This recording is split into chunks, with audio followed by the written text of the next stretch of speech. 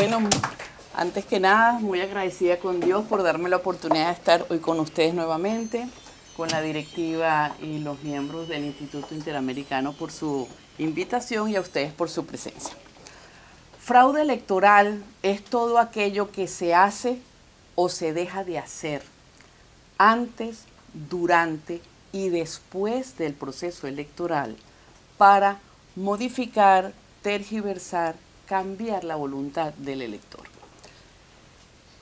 El fraude electoral en su acepción más amplia, que es esta, se ha convertido en el arma más poderosa con la que cuenta el castrochavismo para mantenerse en el poder.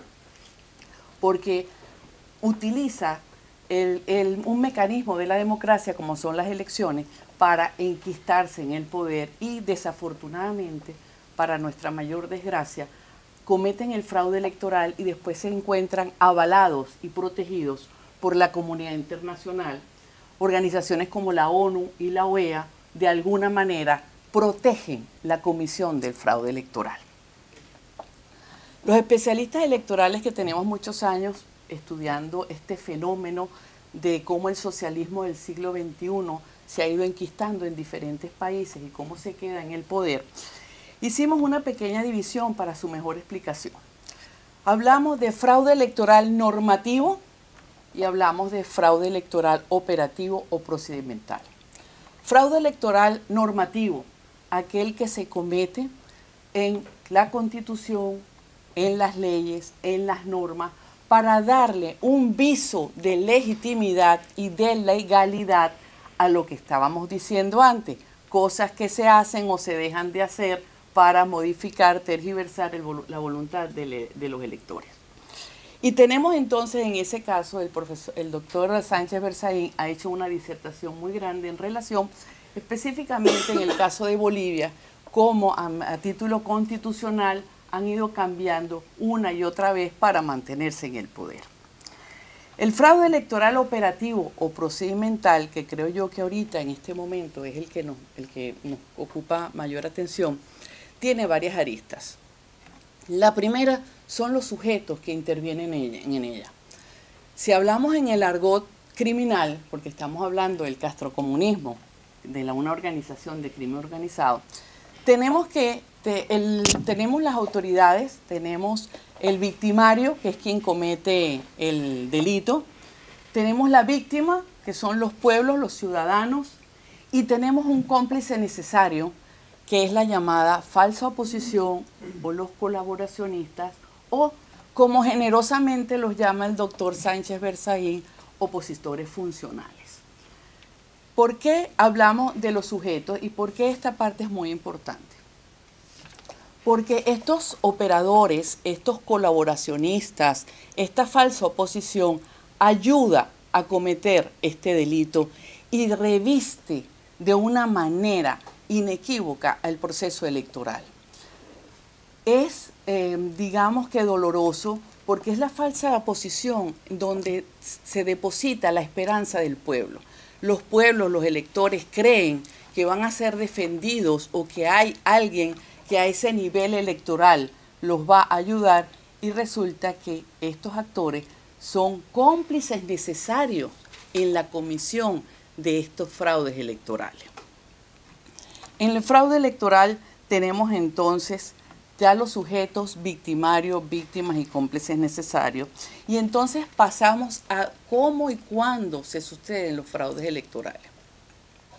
La primera fase es antes del proceso electoral, con el registro electoral, con las encuestas. Muchas veces no nos damos cuenta la manipulación que hay en las encuestas cuando empiezan a dar por ganador a alguien en un pueblo que está oprimido, que uno no entiende cómo puede estar diciéndose que va a ganar, pero las encuestas lo empiezan a dar por ganador para de esta manera ir creando un ambiente que al final del proceso electoral diga, sí, es que las encuestas ya lo venían previendo. También en esta fase, antes de la votación, está la manipulación del registro electoral. Esto es un caso donde en todos los procesos electorales donde tiene la mano metida el castrochavismo, vemos cómo el registro electoral aumenta de una manera inexplicable en sectores y en situaciones que realmente se hacen inconcebibles y no se entiende cómo se dan esas situaciones. Durante el proceso electoral, en el momento de las votaciones, se empiezan a surgir situaciones que no dejan votar a las personas, no se encuentran en el listado, los cambian de sitio de votación. Es decir, que en el momento del proceso electoral se producen situaciones que, como hemos dicho, tienden y tienen por finalidad la tergiversación y cambio de la voluntad del electorado. Y por último, es después, cuando termina el proceso electoral, la fase de escrutinio, donde en los últimos tiempos hemos visto que se afianza más el fraude en las tiranías castrochavistas. ¿Por qué? Porque no se está haciendo con las máquinas electorales, sino que se ha ideado una nueva metodología para llevar a cabo el fraude electoral, que es al momento del escrutinio la totalización automatizada. Vemos que eso es algo repetitivo en todos estos sitios, que la votación es manual y entonces la gente dice, no, no hay fraude porque la votación es manual. No, sí hay fraude, porque en el momento del escrutinio se ha ideado un software automatizado que en el escaneo, en la totalización, cambia los votos. En el caso de Ecuador, tuvimos la oportunidad de tener prueba de lo que decíamos, porque una cosa decía la imagen que salía en pantalla y otra cosa decía la imagen que teníamos en las manos.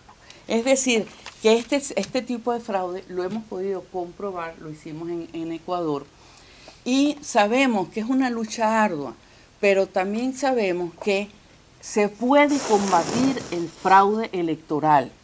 Sí se puede combatir el fraude electoral, siempre y cuando tengamos conciencia de él, lo entendamos y en esa medida lo creamos y utilicemos los mecanismos necesarios para poder contrarrestarlo.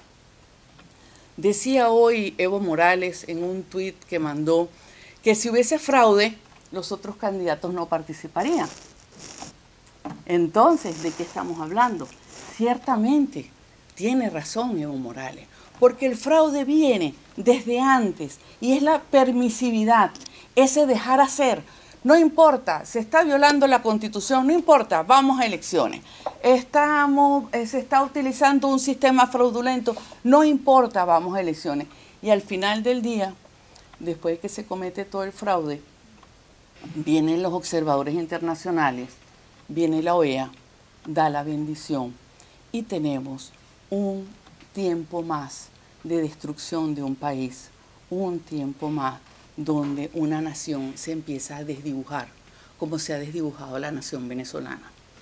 Es el momento de tomar conciencia de lo que es el fraude electoral, momento de combatirlo. Yo estoy muy contenta porque en Guatemala, recientemente tuvimos elecciones, se pudo hacer muchísimo, se pudo parar el fraude. En la primera vuelta se cometieron un fraude brutal en la parte de la automatización. La sociedad civil se organizó, hicieron todas las protestas posibles, se hizo una cantidad de actividades que logró en la segunda vuelta la ciudadanía empoderada evitar que se cometiera el fraude en la segunda vuelta. Pero para evitar el fraude, como hemos dicho, se necesita conocerlo, se necesita creerlo, porque parte de la desgracia es que la gente no entiende que haya ese grado de perversidad que se pueda idear para tergiversar la voluntad del electorado. Se necesita coherencia, se necesita firmeza. Sin estos elementos, el castrochavismo seguirá mandando en estos países porque seguirá utilizando un elemento de la democracia para mantenerse en el poder. Gracias.